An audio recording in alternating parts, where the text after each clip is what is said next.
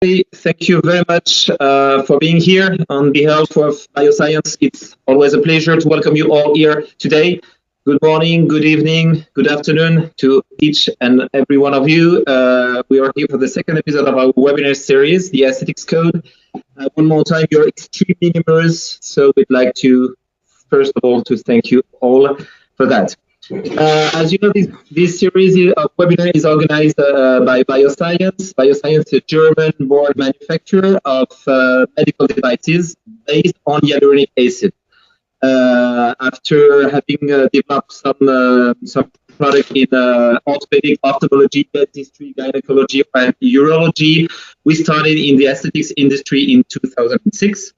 And we developed several range of hyaluronic acid products. We can say today that we are the only brand in the world to offer a complete range of dermal fillers with different types of hyaluronic acid.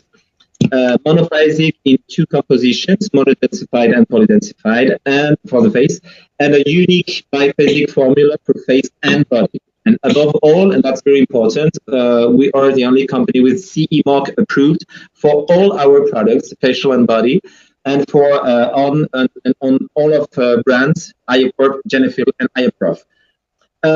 It's my pleasure to be here. I'm Matteo Pettinger, I'm head of marketing, and I will leave the floor very soon to Massimiliano Brambilla. Today we'll speak about macromolecular hyaluronic acid compared with fat grafting for gluteal area. During these difficult times, we hope that you are all safe at home. We'll try to continue to share with you our scientific community's experience and the passion that the entire bioscience staff put into their work. This time, compared with our first episode, during the presentation, we will allow you to ask questions in writing into the letterbox you will see on the right side of your screen. We'll try to put together the repetitive questions in order to try to answer them all. And we will also probably keep some questions on topics for future webinars. For those who don't know him, or who didn't have a chance to be there during the first webinar, Dr. Brambilla is a board-certified plastic surgeon. He trained in Italy, in the US, and Israel. He's senior surgeon of plastic surgery in charge of plastic surgery in the breast unit and genital surgery at the IRCCS Fondazione Ospedale Maggiore Policlinico Mangiagalli of Milan. This is always tricky to say. He's a professor at the University of Milan in Italy and Nîmes in France. And he works as a referent of the SIGPRE, the Italian Society of Plastic Surgery, for the genital surgery chapter. He's a board member of many international scientific international societies. He published numerous papers and chapters of books, and he's and that's last but not least, he's a member of Bioscience Scientific Committee. Dr. Brambilla, your turn. Thank you all for being here, and we'll come back at the end of the presentation for the questions. Okay. Thank you, Matteo, for the presentation. Can you hear me? Just tell me yes. Can you hear me? Yes, I can hear you perfectly. So thank you, Matteo, for the introduction. Thanks to everyone to be here for the episode 2 of our bioscience history. A greet and hello and a ciao from the heart of coronavirus in the world, from Milan, fighting, but apparently things are going slowly better. So today, the second episode will be about HA versus fat growth for buttock reshaping. Is there a boxing match, or is there a boxing match or not? Question mark, but we will learn that at the end. What we know from statistics is that gluteal reshaping and gluteal surgery is increasing. It's an increasing demand. The statistics of American Society of Plastic Surgery and the statistics of ISOP say that is an increasing demand. And in some countries, special countries, for example, think about Colombia, for example, it became one of the most popular procedure ever. Why? Because there is a huge demand due to social media, because there are some new thoughts about the the beauty and the sexual appearance, such as the Kardashians. And as we said, in some countries, having big buttocks seems to be one of the most important features to expose to the public. What I think is that we don't have to look for giant and in natural buttocks, but what we have to look for is to sculpting and improving buttocks in order to have a better shape and a better contour and harmony. Another thing that we have to deal with is the global trend in aesthetic surgery versus aesthetic medicine. It means that, okay, there is a high demand of aesthetic surgery, but there is higher demanding of aesthetic medicine. And if you compare the rate of the two is increasing more the rate of aesthetic medicine, it means that we have to face about that and to think about that. It means that if we deal with the buttocks, we cannot forget that we have a surgical procedures, but we have other procedures that are not surgical. From the aesthetic point of view, we have to consider we have to conserve the harmony. No way. There is this article that is an article published in 2006, so 14 years ago by Sesteno, but I really still think that it's a very good article in which the body is divided into units. So we have the flanks, and then we have the buttocks unit, and then there are the tights unit, and in between there is what is called the diamond unit, that is the unit that show the genital area. So when we consider the body, we have to consider this. About the shape of the gluteus can be classified into 4 types: square, round, hard, and V shape. And of course, the inverted hard is a golden standard for most of us, with the flanks to be minimal or at least quite small, and with the hips that are bigger, and with a proportion between gluteus, hips, and trunk. The gluteal crease is another very, very important point, because when we see the gluteal crease, there is no perfection in the gluteus. Why we don't see it? Because all the gluteus is up. Now there we see the real beauty of the gluteal area. In fact, there are some instruments, such as the one you can see on the right side, that lift up the gluteus in order not to see anymore the crease. The base of every treatment, both surgical or non-surgical, is anatomy. Anatomy is fundamental to achieve the best results, and is fundamental to stay out of troubles. These are images that I got from the publication of the Roche, and it's an old publication, but it was very good one, first publication, 2001, in which is shown how the fat structure really is. So in the gluteus, we have a superficial fat, and we have a deeper fat that is divided by a really thin layer of fascia. And in between the fat, there are some trabecles, are like the Lockwood septa, that are have been described by Ted Lockwood in the late 80s, that separates fat. Of course, each case is different from the other, and each patient is different from the other. So there are some patients with trabeculas that are definitely more thick, and there are other patients in which the trabecular tissue is more evident, so the septa are more defined. You can see here in these images, for example, how the trabecula look like. They are like a small septa that separates fat, and that separates fat. gluteus anatomy again. You can see here the upper line, the O, but passing through the iliac crest, the lower that is passing through the subgluteal sulcus, and the lateral one that is tangent to the femur major trochanter, while medially, ML, there is a medial line over the sacrum. And this is the gluteus maximus.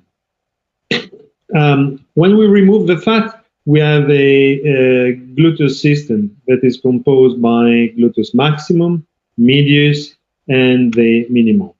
Here you can see clearly that the gluteus maximum is over all the others. So he is all above the others, and then there is the medium and the minimus. Another very important point, another very important muscle is the piriform that you can see here. Why this is very important? Because the piriform, they cover the great sciatic foramen, and from the great sciatic foramen goes out the two divisions of the gluteal pedicles, the superior and the inferior pedicle. So you can see here the superior and inferior pedicle. You have really to care about this. I'm sorry. We have really to care about this because this is one of the major key points. Is one of the key points we have to consider for the safety. If we know exactly where the pedicles are, we can stay out. So the first thing that we can see from here is that the pedicles are under the piriform muscles, one upper and the other one lower. And if we want to find the piriform, we can draw a line, such a line you can see there. From the superior spine that is line iliac spine to the ischial tuberosity, and more or less in the midline there is the piriform muscle. So up and low there are the main trunks. Again, you see, I want to struggle this concept because generally when we hear about fat grafting of the gluteal area, we think about the danger of thrombosis, and this is something that is one of the major topics in all our meetings. So the effort of the societies, especially the American society, the big effort that we're doing in order to define a procedure that is safe is on the top of our thoughts. So we have to stay safe. But anyway, if we think again about the tissues, we have the skin, and then we have the fat. We have the two layers of fat, and then we have the gluteus maximum, and then we have the pedicles. So if we stay in superficial space, we are safe. What we have to care anyway, if we perform, especially if we perform fat graft, is not the arteries, but our veins, and especially the lakes and the veins that can be found around the piriform, superiorly and inferiorly, because most of the cases of death because of fat grafting has been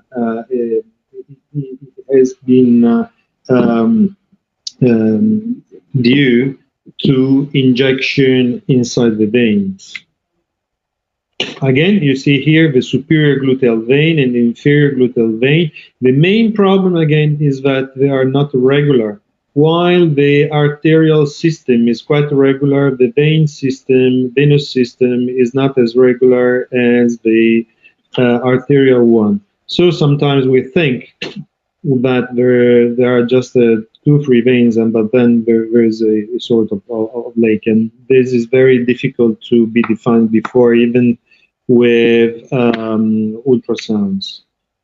Some anatomy here. You see that I was removing the skin, and you see the fat and fat in my fingers, and this was the deeper fat that has been removed from the superficial one. And yeah, here is an image with some friends, because those images have been taken during a course we held all together in St. Petersburg this year. with Peter Palazzi, that is a great anatomist, and Alex Arslani and Dan Delvecchio were there with me, and it was great fun. And okay, so go back to anatomy. Here is the gluteus maximum. The hand is under the gluteus. See how thick is the gluteus. So if we're injecting superficially to get to reach the pedicle, it takes a while. I mean, you have to inject really passing through the fat and the muscle and being close to the piriform to be in real danger. Here you see the two pedicles. Here you see the two pedicles and the piriform. And again, here is the piriform muscle. Distances to porosity. Here again, the piriform. I want really to struggle about that. So we are really in the deep of the gluteus, and we are under the piriform. So after all that, what we can understand from this short excursus is that to stay safe with cannulas, we have to stay superficial. We have to inject from superior to inferior because there are less chance if we inject from superior to inferior to be in wrong place. We have to use cannulas that are 3-4 millimeters. Because with such a diameter, we are safe even if we're quite close to the pedicles, and we have to inject retrograde. This is very important, and fan technique is a good technique to stay safe.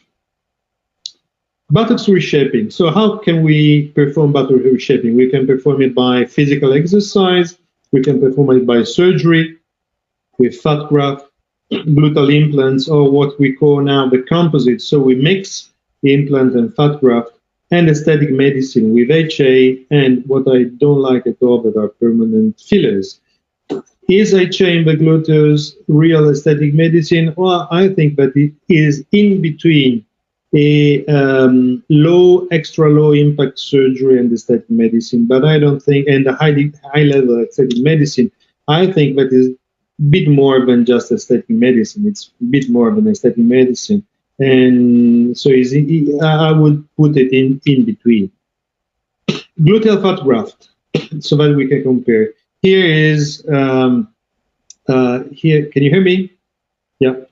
Okay. Here is an example of gluteal fat graft that is performed with a LAL system. But is performed with a LAL system, so with a machine with this laser assisted, and then after the injection is the fat harvesting, and after the fat harvesting, everything is collected into a canister, and I take out the fat from the canister, and then I inject. As you can see, even with the fat graft, the technique I use generally is from superior to inferior and not inferior to superior. The entry points you see in the crease are for the liposuction and not for the fat injection. You see that my technique is a fan technique. So this is the procedure as I do with fat graft, and the amount of fat that can be injected can be really high. I mean, I'm not in the mood of, or I don't have the capabilities of Dan Delvecchio, for example, that he is able to inject huge, enormous quantity of fat with very, very good results. Generally, I stay per side at 300 and more, and this generally for my patients is fair enough, and you see that the results are interesting. My patients generally, they don't ask about huge, enormous buttocks, so my quantity is the quantity I use is fair enough to achieve the results that my patients generally ask. As I was saying, this is a result of Dan Delvecchio while we were in surgery together in St. Petersburg this year, and you see that he was able to inject. He was injecting 1,700 cc's per side. And he knows exactly what he's doing. He is so skilled and highly professional, even with this procedure. and he feel extra safe to do what he's doing. Some in the world there are plenty of criticisms about such a huge amount of fat injected, but I have to tell you that it's a matter of knowing anatomy and knowing the systems and knowing what you're doing. Again, my patients don't want something like that, and I'm not one of the guys that does such huge, enormous. So I say much less, but this is one of the possibilities that can be done nowadays. So fat graft, which are the characteristics, is volume.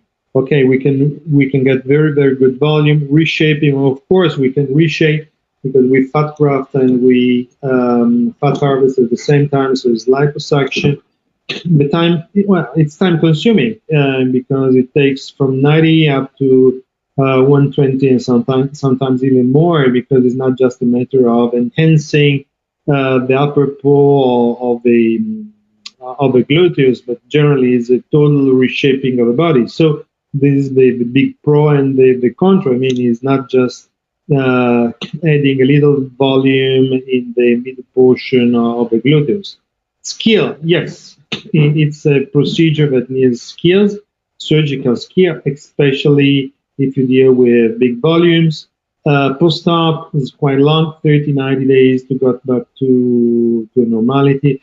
Complication rate is high without the anatomical knowledge and without the knowledge of what you're doing. If you know exactly what you're doing and the procedure and the anatomy and all the fine details, it drops down dramatically, and it's one of those procedures that can be done with risks, but it can be done.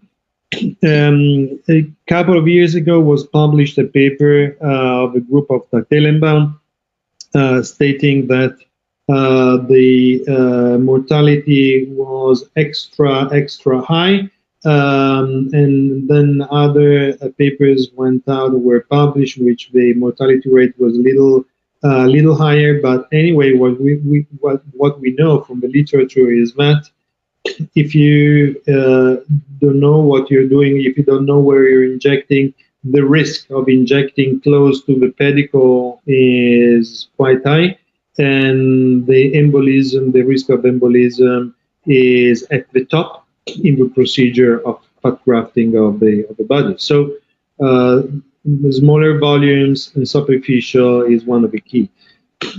When is needed a bigger volume, gluteal implants can be used or alone or with fat.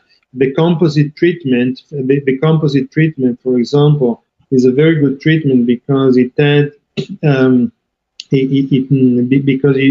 can use smaller implants with fat instead of using bigger implants. So we reduce the complication rate of implants and fat graft as well. So this is a good method to get good projection, not stressing one technique or the other. So this is another procedure.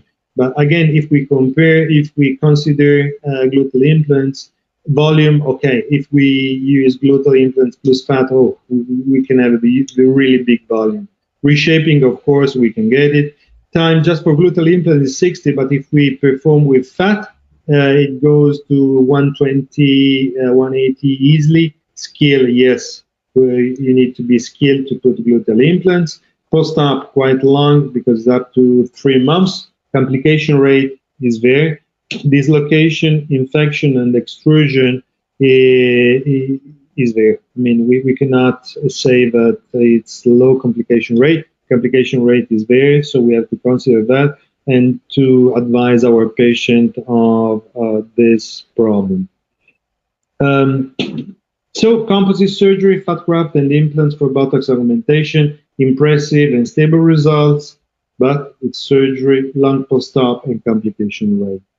And this is almost all about surgery. So now the second argument is HA for buttocks reshaping. And now I would like to ask Matteo to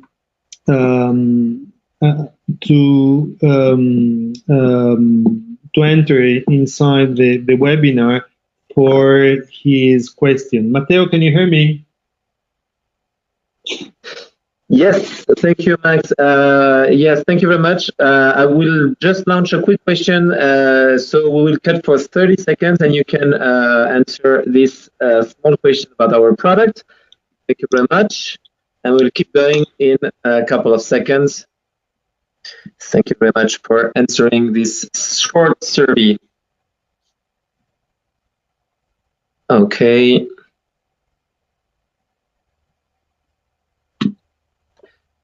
Okay, I leave the floor again to Massimiliano. Thank you for your votes, and we keep going.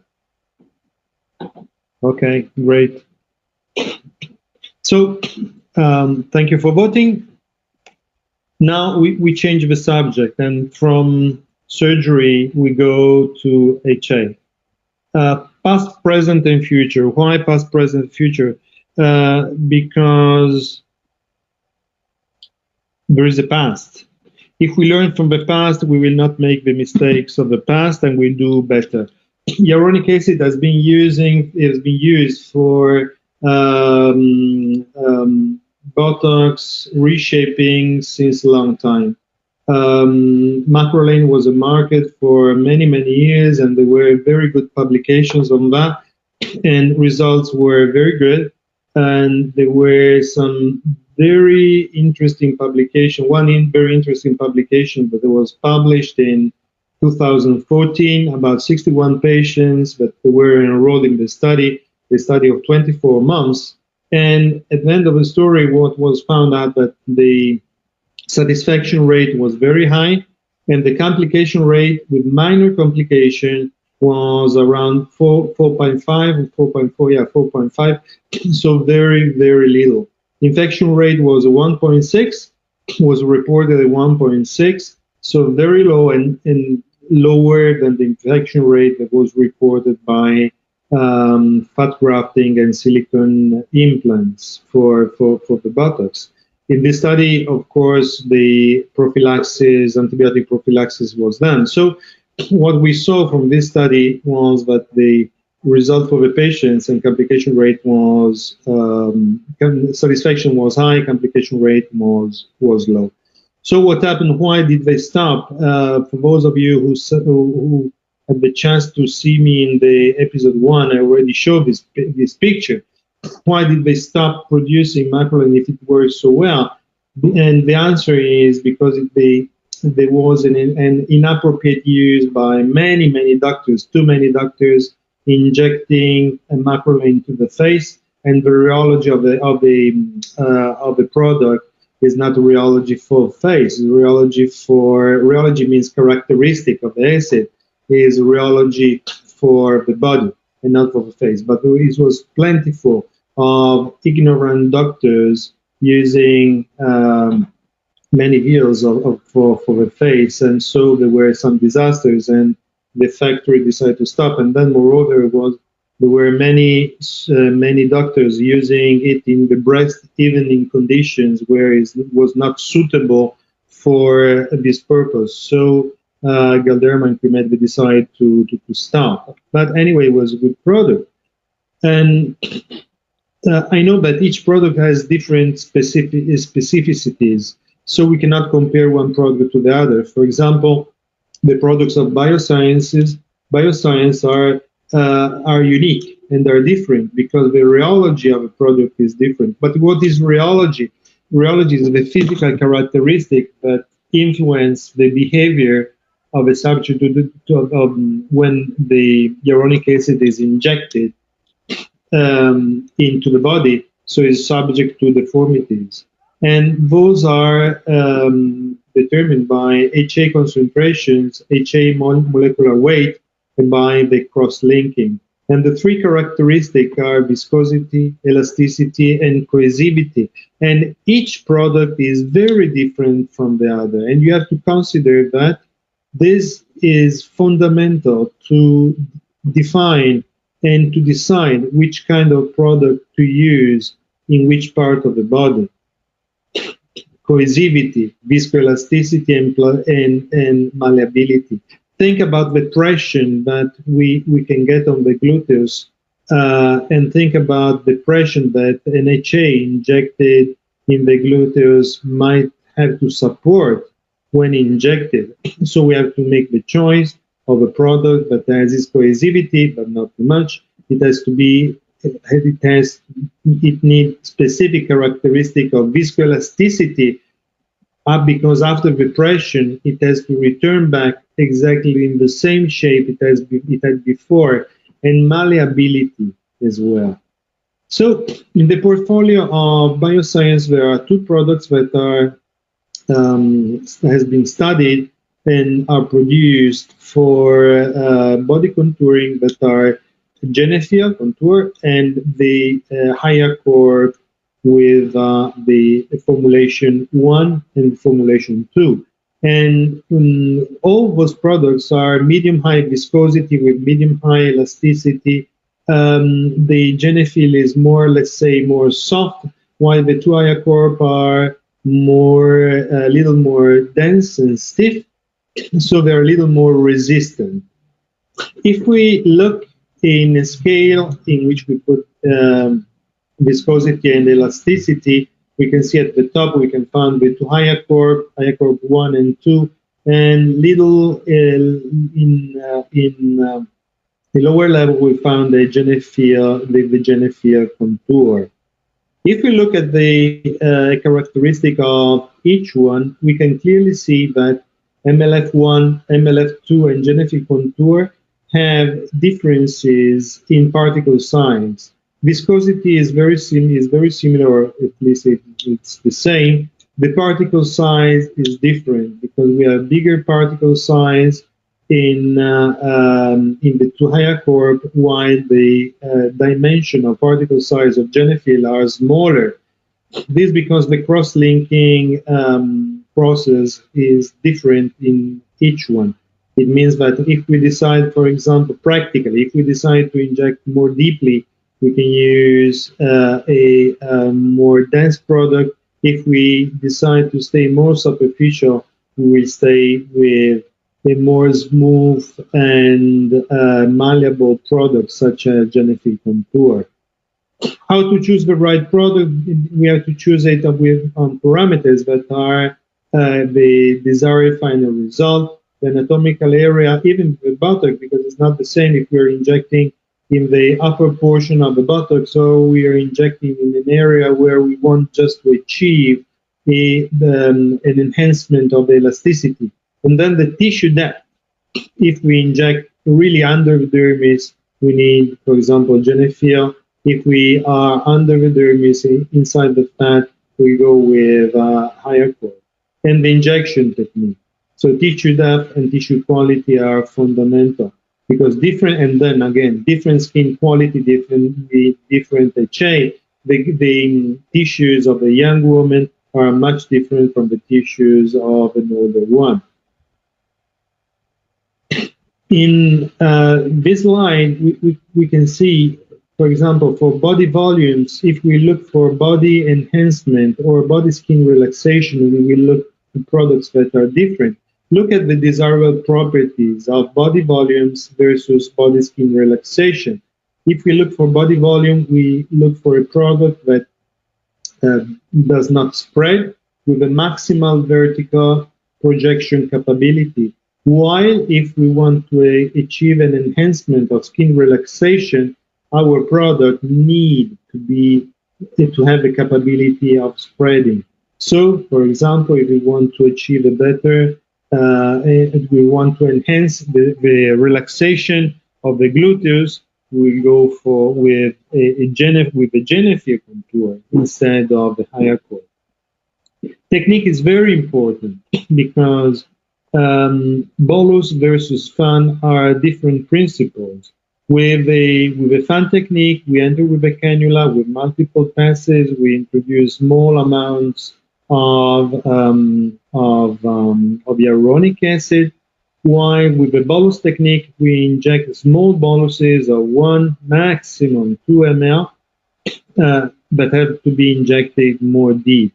Which is the main difference between the two techniques? With a FAThd technique, we have smaller particles, so we have better early results, but we have a faster reabsorption rate. With a bigger one, we have a better projection, but we will have on the other side a higher probability, if the bolus are too superficial, harder tissue and more edema. This is the reason why we have to massage a little bit. But on the other side, we will have a slower reabsorption. But we can even combine the two, so we can stay deeper with the microbolus, and we can stay superficial with the FAThd technique. So HiaCorp 1 and Genevieve, while more dense for deeper one.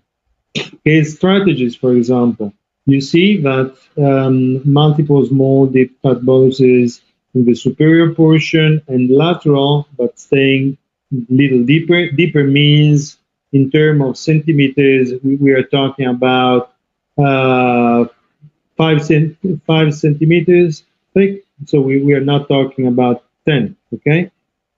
And while on the surface, we can go with the FAThd technique in order to treat the relaxation. So Genevieve contour in the subdermal FAThd technique. Here, multiple small bolus technique. We want to achieve projection. This is the result. But we want just projection because the skin is already perfect. It's wonderful skin, so we don't need it. But then we can combine 2 and 1 projection, bolus for projection, the small bolus for projection, and FAThd technique, and subdermal FAThd technique in the area where we want to achieve a better an improvement of the skin in the skin laxity.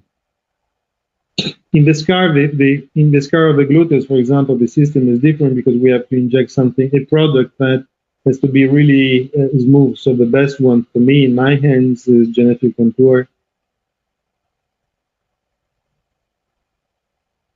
And here again, multiple small bolus and Genevieve Contour to top it. Procedure. About the procedure, what do we need for the procedure? I think that every surgeon has his specificity and capabilities and his own proper technique. I don't like pain. I don't like my patients to suffer pain during the procedure or after the procedure. I like that they come into the office with a smile and they go out from the office with a smile. And I really want they don't suffer, and they have the idea of a good procedure that can be performed a second, a third time, a fourth time with no pain. So I'm against pain. So I'm trying to do my best not to give that to my patients. So what I use is Lido plus adrenaline with a 30-gauge needle for the entry point, and then I have sterile gloves, and I have the cannula and an 18-gauge needle, and then the cannula. Cannula for me is very important because I have two kinds of cannulas. I have cannula with a smooth tip when I perform the procedure the first times.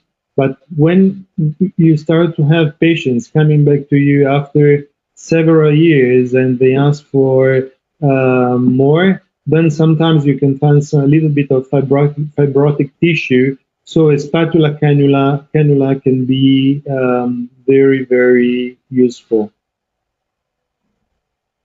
Safe injection. So let's stay on the cannula. How to stay safe with injection? We have to stay in the right plane. It means superficially. The cannula dimension has to be minimum of 2 millimeters. I know that is quite high, but according to a recommendation that we know from fat grafting, if we want to talk about safety regarding the cannula, the cannula has to be of this diameter. The thromboembolism is not due to the fat, but to the injection of the material inside a vein. If we stay superficial, we use the right cannula, this risk is so minimal, but we have to stay safe. So this is my strategy. It doesn't mean that using, for example, an 18 gauge cannula or even smaller, as I've seen, is wrong. I'm saying that I like to stay safe, and this is my procedure. Then injection technique is always retrograde. So I inject, and then while I'm moving the cannula out, I'm injecting with a fan or with a small bolus technique. What we have to avoid is this. So we have to avoid to pass through the muscle, not to reach the plexus. We have to avoid to enter inside the vein, and we have to avoid even to inject around the plexus, because just for pressure it might enter. But anyway, if we stay superficial and we stay hyper safe. And this is the concept I was telling to you. So if you stay superficial and you don't go deep, you stay in hyper safe region. Infiltration, local anesthetic. Again, there are some of my colleagues they don't use it at all. I generally use it. 100 cc's plus 20 cc's of Lido plus 0.5 of adrenaline. But again, there are so many cases in which I can even avoid it. But for my strategy, I like to use it. Procedure. The entry point. I will go a little faster. Then I go with a 18 gauge needle to open. In this case, I was using a spatula.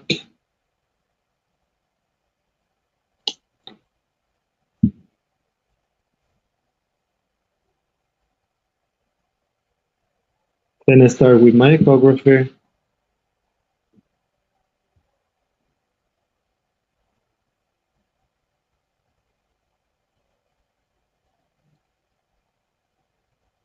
I'm in, and I start to inject.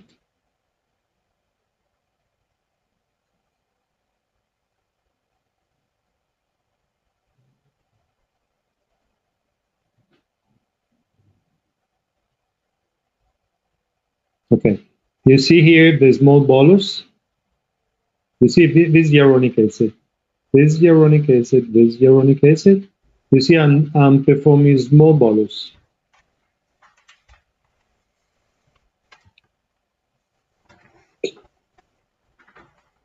Again, you can see here the small bolus formation. You see dimension is around, I would say, 2 centimeters. And then I go with a fan.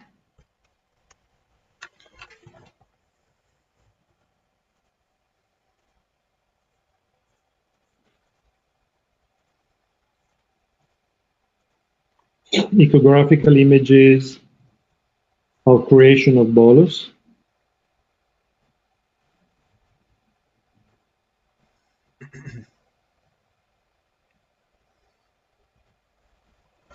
This is all hyaluronic acid. You see, this is fan, because our long, small, and long lines. Patient selection according to anatomy. Which are good patients, which are not good patients. Good patients are patients with hard and round gluteus. Those are very good ones. Round are good, but square and V-shaped are the most challenging, because you have to reshape the body, and it's not a problem of buttock generally, but it's a problem of trunk or flanks. According to the laxity, no laxity or mild laxity are very good patients. Mild laxity are okay. Patients with high laxity are not very good patients. And gluteal volume, the smaller of the better ones, are perfect patients, because it's even a problem of expense. More the volume they have to inject, more they have to pay for, and even this is one of the problems that we have to face. And moreover, I think that our smaller volumes are safer than bigger volume. Again, according to the desire of the patients that want smaller volume are very good ones. the ones that want to have big volumes are not patients for me. I don't treat them. Patients that want to improve a projection are good volume, are good patients, but patients that just looking for a laxity treatment are generally bad patients, or anyway you can treat them, but you're extra clear on the results. According to economical disponibility, again, for me, good patients are patients that can afford two or more treatments, because again, according to me, to my experience, when more you perform the procedure, and more the result is stable and long-lasting. So a patient that can afford just one treatment generally is not a good patient for me, because she might be a little dissatisfied from just one treatment, and after some months she might come back asking for more, but without the possibility of paying. So this is another thing that I consider. Regarding health and age, perfect patients are the one in good health condition. Bad not to do on are diabetes patients, immunological disease, or previous local infections. BMI normal, good patients, high, bad patients, and the age, of course, the young ones are better than the old ones. And turning back a little bit on the treatment, one of the questions that I received last time was about antibiotic. Do I use it or not? I always use antibiotic prophylaxis when I inject more than 5 cc's into the body or into the face or somewhere. And this because according to the literature and to the study published in 2014, the rate of 1.6 on 61 patients was achieved by injecting antibiotics. So my patients stay on to my patients, cephalosporin 2 grams are administered intramuscularly 30 times before procedure, or a beta-lactamic if there is an allergy, 1 gram intramuscular 30 minutes before. Never give antibiotic post-op, because according to the literature, there is no need at all if a proper prophylaxis is performed. Sedation. 100% conscious without giving anything. Sometimes, very often, I give few drops of benzodiazepine to relax the patients, and the strong sedation is extra rare. Again, what I said before, I'm trying to give to my patients a good experience and not a bad one. Pain control, no painkiller before the procedure, rare. To most of my patients, when they come 30 minutes before, they have their antibiotic, and at the same time, they have 10 milligrams of tramadol intramuscular. Is the same entry points of the injection, so there is no loss of time, no problem at all, and it's very easy to do it. And in 30 minutes, it will start to work. And then when they go out, they have a prescription. They have ketoprofen 50 milligrams or paracetamol for twice a day for 3 days. But there are many patients that at the second day they stop using it. Sometimes in the first day they don't use it. But again, I prefer to prescribe that. And those were some examples of some results after 6 months that were studied with echography. And what you can see clearly is that you can see the the bolus there, and the improvement. See here how the improvement lasted 6 months and how the skin was improved. But what I found very, very interesting in this long-lasting survey, is that if I make the ecography in the surface where I injected really superficially with a fan technique in order just to treat the relaxation, I cannot find anymore any drop of hyaluronic acid, but the tissue is very juicy, is more juicy than the tissue of the area that has not been treated. So it means that there are some residuals of the HA that are still there but cannot be seen, but they induced a sort of swelling of the tissues. Here, another case that is a scar depression treatment. Scar depression treatment, and the strategy is different. It's not gluteos, but I wanted to show you. So it's a sort of in and out injecting with a needle and detaching, and this can be done even in the gluteal sulcus as well, using a 21 gauge or an 18 gauge needle. It is not gluteus, but we are nearby with some before and after. So after all that, the title was Fat Graft and HA Body Filler. Is there a competition between them? Is there really a boxing match between the two? And my answer is that if we compare the two procedures, they are really far away one from the other. One is a procedure that fat graft is invasive because it's a surgical procedure. The other one is minimally invasive, or at least we cannot say that it's non-invasive, but it's really minimally invasive. The time, 120 minutes, while when I perform a HA in the buttocks, takes me 20-30 minutes maximum. The post-op in one case is long with a fat graft, and the other one is extra fast. The result is different, because what the result that you can achieve with fat graft and plus liposuction, of course, is a great result and is better result compared to HA. But if you compare the two, they are different. And of course, the price, because the price of fat graft and liposuction is different from the price of the HA. So can they compared? No, they cannot be compared because they are different. They are different arrows for different targets. And it's like saying that we have different arrows and we have different targets, but we have the same quiver. And what I can say at the end of the story is that fat graft and fat are two arrows that has to be set in our quiver. And sometimes we use one, and sometimes we might use the other one. So I ended up with my webinar, and I would be glad to answer to your questions.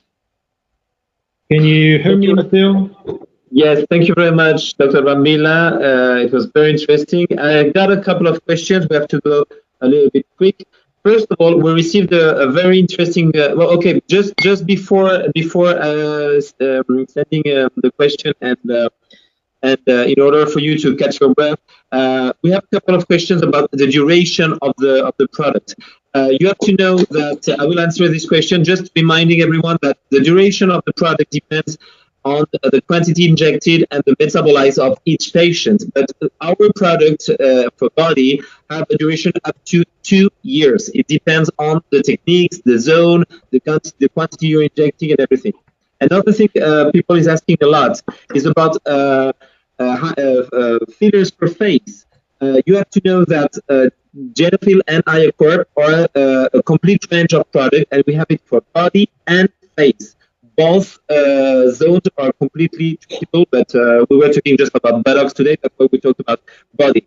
But we have other product per face. They are also CE marked, and we always sure to have our doctors trained on both techniques. First question, Dr. Brambilla, it's from Dr. Patsis Konstantinos. The doctor is asking, sorry, I'm waiting. Injecting so much like 1,700 cc per side, what is the percentage of creating oil cyst? Should be considerably higher than injecting 300 cc. If it's the case, how do you manage this complication with your patient pre and post-op? The answer is that I don't inject 1.7, and this was one of the. There are really few guys in the world that inject so much. And actually, the only one that I've seen many times injecting such a huge volume is Dan Del Vecchio, that is doing so professionally. And I encourage you to read the papers of Dan Del Vecchio. I'm not so brave to inject so much, First of all, I'm not so brave to inject so much. So my average quantity into the gluteus with fat grafting is around 300, 400 cc's, and this is fair enough for me.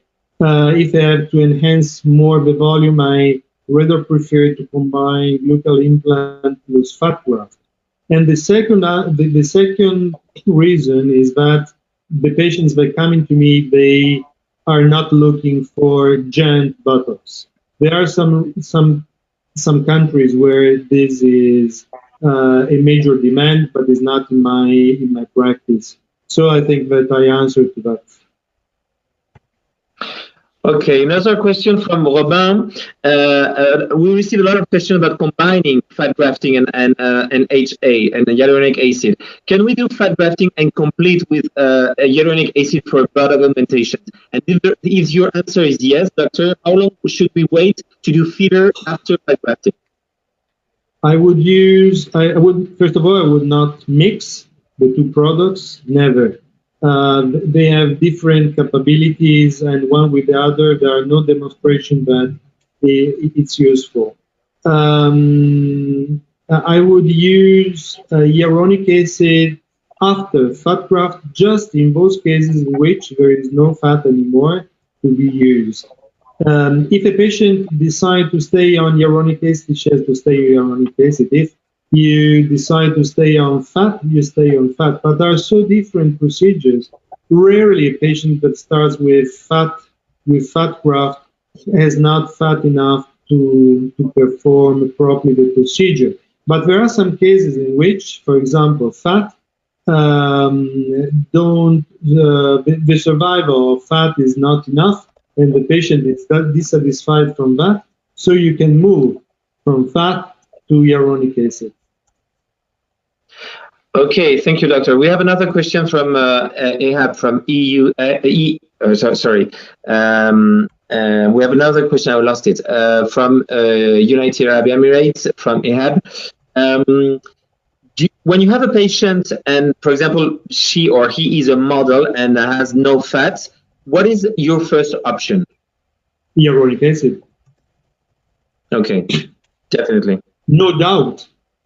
For young patients, for patients that need minimal augmentation and patients that want to have quick results, there is no comparison. I mean, this is the strategy.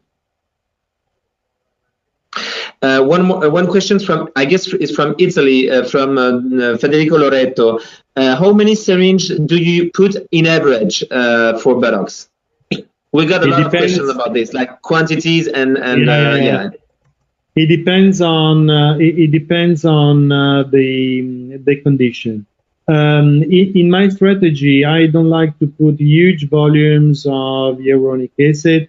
Generally, when I inject around 100, 120 cc's per site, and when I have to spread the product, sometimes even 30 cc's or 40 cc's properly injected are fair enough to gain the proper volume. If a bigger volume is needed, I definitely prefer to do it in a second or in a third time, because I think that this is much safer and it makes the result more stable in the months and the years. Yeah, thank you, doctor. One more question, because we're talking about this area. Would you recommend hyaluronic acid to treat cellulite? This is a very good and tricky question. If we're talking about skin laxity, I would say definitely yes. If we are talking about cellulite, it might work but just in small quantities, hyper small quantities, in fan technique, and it might work. But I won't use a huge amount of hyaluronic acid in order to let it less visible, just to enhance the edema of the superficial tissues in order to see less the cellulites. Okay. Following the answer you gave about no fat patients, we have another question. If the patient don't want an invasive or surgery and she or he needs big quantity or large size, should you consider fillers?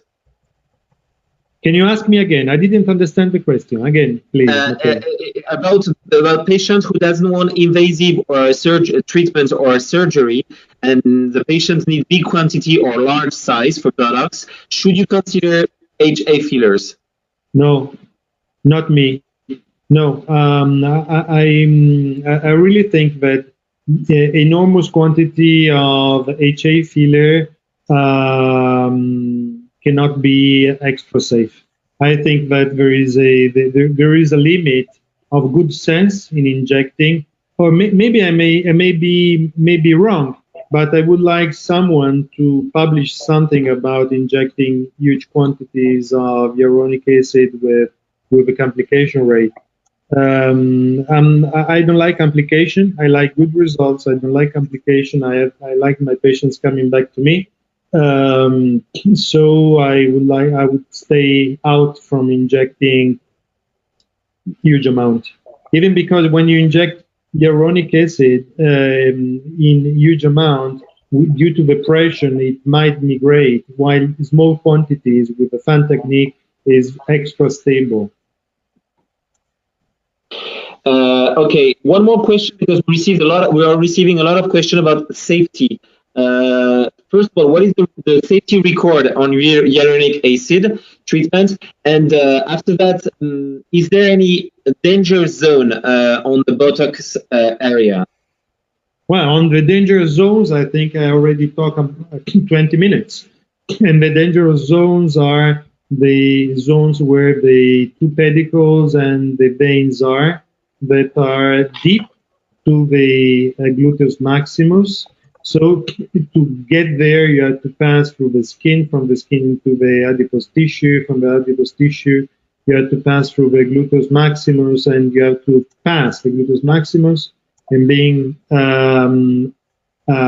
at the same level of the piriform muscle. So it's quite a long way if you do it from superior to inferior. It's easier if you inject from inferior to superior, but if you stay superficial, you're really far away from injecting into a high danger zone. This is one of the other reasons why, for example, I don't like the idea of injecting a huge quantity on a huge amount, because a huge amount might migrate, and I won't have to.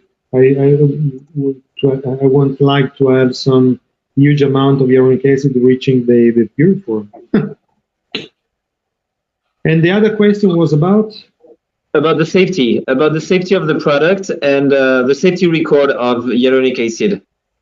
About the safety, well, we cannot talk about safety of hyaluronic acid, but we have to talk about the safety of each single product within each single rheology.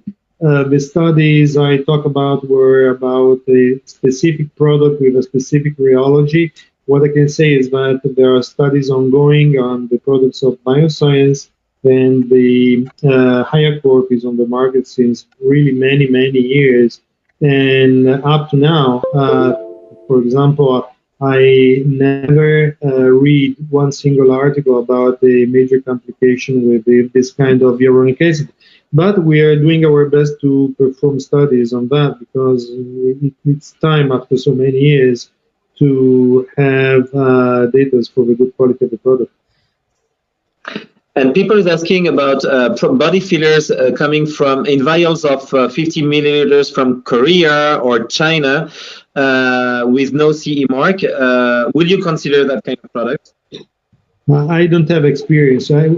We can talk just with experience with a single product, with a single and specific rheology. One product is so different from the other. Even in my past experience, I have to tell you that besides the fact that the macrolane that is not anymore on the market was a very good product, but the characteristics were very different from the characteristics of the family of bioscience, and it means that when you talk about something, you need your specific experience with a specific product. So I have no answer about that. I'm sorry.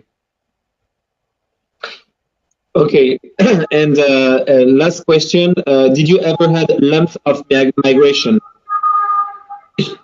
The answer is having lumps is just a matter of number of cases and the technique of injection. If you inject in big bolus or a major bolus, you might have lumps. In the past, using macrolide, I had many times because we were looking at that time for a technique in which we preferred to have a bigger bolus in order to have a less reabsorption rate.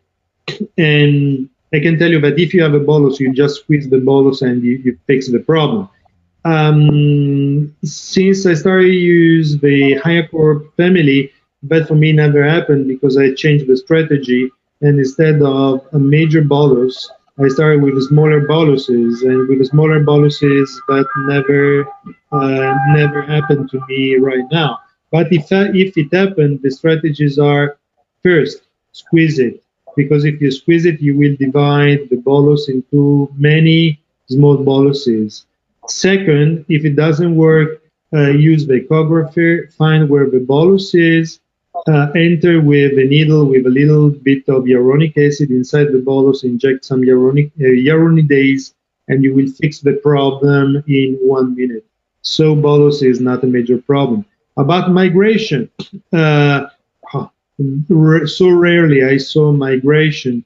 I had some patients referred to me with huge amount of hyaluronic acid injected in the medial inferior portion, but migrated to the superior type because of pressure, but was a problem of technique and in quantity. You cannot inject 300, 400 cc's of hyaluronic acid thinking that it will stay there, because with the pressure it will spread, because it's natural. It's the rheology of a product that acts like that. Okay, just one more question. I received this question from Dr. Chavez from Argentina. He says he's using large quantities since 5 years with no complications on this area, and in some cases he has over 3 years of duration. What do you think about it? I think that it's really like that. I think that first of all, if the quality of the product is a good quality product such as this, is definitely safer than other products. I think that more the product you inject, and that less the reabsorption rate, because what happens is that all around the fat, there is the formation of the small capsule, and with the capsule there is isolation of hyaluronic acid. The best results are when you inject a big bolus and there is a formation of a small capsule or a big capsule that surround the hyaluronic acid. But on the other side, there might be all the problems of the big quantity. I am really interested in seeing his statistics, and maybe he has some publications if he published something, because I think there is lots to do on talking about injectables in big volumes, and there is lots to study on. Okay, we'll go through that, and we'll keep our doctors informed about white papers and publications. Thank you all very, very much. Thank you, doctor, for that fantastic presentation. We will be back next week around April the 23rd about hands rejuvenation. So stay tuned, and you will receive very soon way more information about it. Thank you all very, very much for participating in these webinars. Thank you, doctor. See you very soon. Bye. Bye. See you. Bye.